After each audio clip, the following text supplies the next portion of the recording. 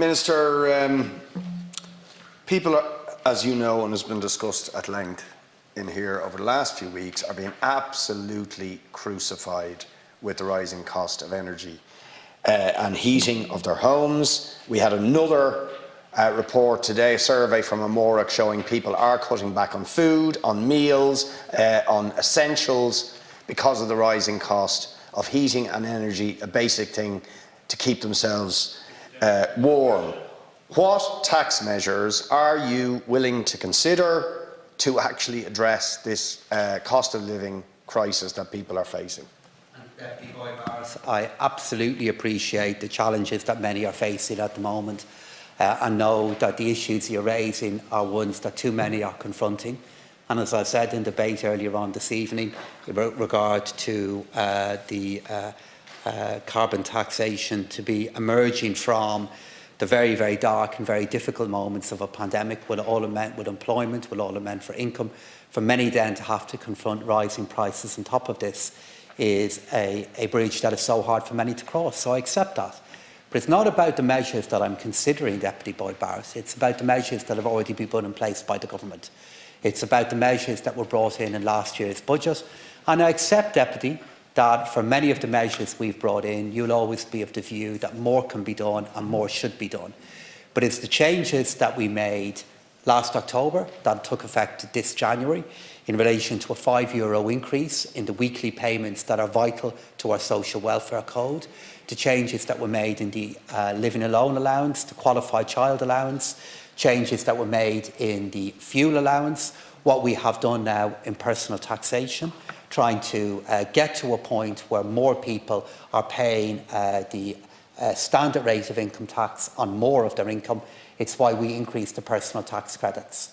But in addition to the measures that we've put in place, it is the measures that the government announced only last week, the changes that we've made in the energy credit, the lump sum payment of €125 to those who are on the fuel allowance, what we've done on public transport, and then changes that have been made, for example, in the drug payment scheme and in other important schemes that affect the cost of healthcare.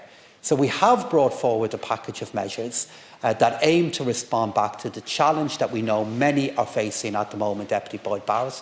These are measures that have either been implemented from the 1st of January or will be implemented now across the coming weeks, because we know many need help and the government is determined to do what we can to provide that help. Minister, I'm afraid it's just not enough. Heating and energy bills set to increase by about €800. For many people it'll be more if their homes are particularly badly insulated. In most cases where they have little control over that, if they're tenants, public or private, or they don't have the money to retrofit their homes. Who's going to make up the gap between the very small measure, social welfare increases, increases for the fuel allowance for those that get it, or the €200? You add it up, it's still well short of the cost of living increase just for heating and energy. Never mind the rents rocketing, food prices and so on going up. It's not enough. So are you, because you should, consider the fact that the same people who have been crucified with these costs are paying €494 million in carbon tax, and now you're planning to increase it, €481 million in VAT, and €263 million in PSO levies, right? Being crucified with taxes that you have the power to reduce. Do you not think, given the unprecedented crisis we're now facing, you need to do a hell of a lot more? I've increasingly been struck by the tone. We particularly heard it from some of the Rural Independent Alliance, with the venom of which you used the word tax, Deputy, which is extraordinary for a deputy from the far left like yourself, who I would have thought can understand the role that taxes play in providing public services that our country depends upon. These are taxes which I know for many are difficult to pay, but these are also taxes that pay for our schools, pay for hospitals, pay for the public services that are essential to our society. Public services that many who you are representing here in your question also depend on, also want to work well, and also know that their funding plays a part in them working well or working better in the future. And as I said to you, in the measures that we have brought forward, while we know, and I know for you it'll never be enough, I know any measure that I bring forward, short of the collapse of capitalism, is always one that you're going to be unhappy with and make the case against. But these are measures that will help, and will help those who are experiencing, we accept and we understand, real challenges at the moment. And they will be implemented now across the coming weeks, in addition to the measures that were implemented in the 1st of January. Between the wars and climate destruction and inequality that capitalism generates itself, it won't need me to help it collapse. It'll be more likely to do it itself. But you see, I do want to see taxes put on those who are doing very well from the current inflation crisis. And as I've pointed out to you, why don't you consider taxes on the excessive profits of the energy companies? Energia, profits up 46% last year, 45% the year before.